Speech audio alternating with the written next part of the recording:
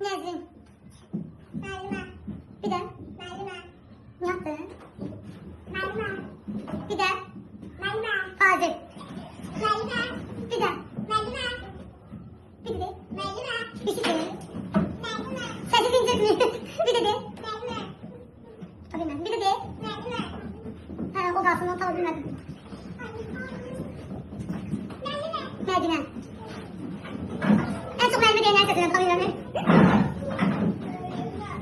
Bak sen de değil mi? Şahmet sakin. Şimdi bir de ölçeceğim desin. Canan.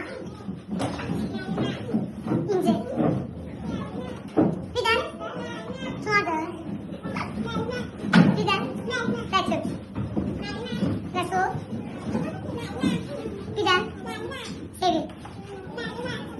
Bir de. Bir de. Böyle kalsın. O kalsın. O içine böyle kalsın diyorum. Şahlar beni işitmeyen. Bir de. Meryem. İlham. Bir de. Deniz. Bir de. Banu.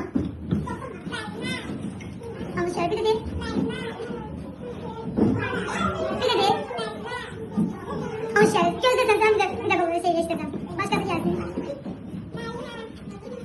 Bir de. Bir de. Bir de. Sarı mermi.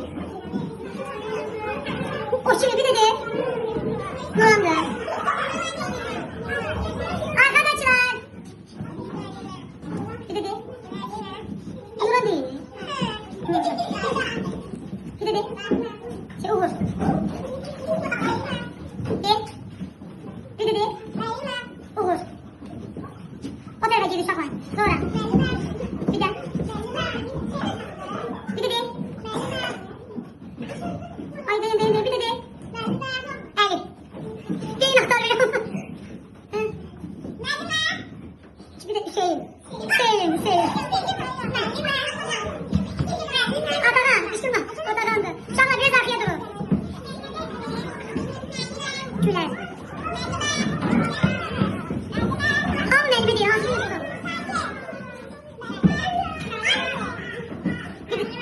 Ses değiş be. Bir de. Bir de. Bir de. Küçük değil. Şimdi bir de.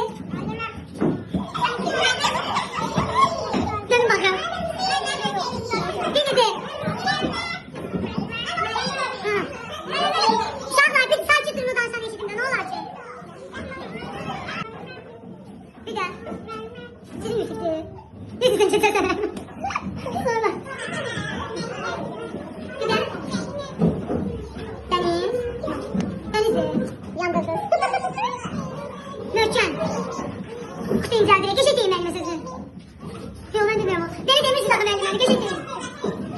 Beste. Öyle sana. İsmem bu. Ciben. Aziz Kureyfa. Bir de. Bir de.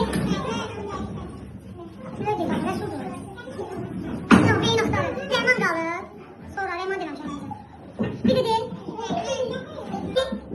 Halim değil. Öyle sen Halim. Sonra. Zeki Hüseyin Cemal olmuş. Gücüler. Açı Semer'den oğlu Açı Mer'in sözünü. Peki ölmeyin mi? Rehman'dır. Şimdi gelin ne diyeceğim Rehman. Sonra. Bir de. Şahlar.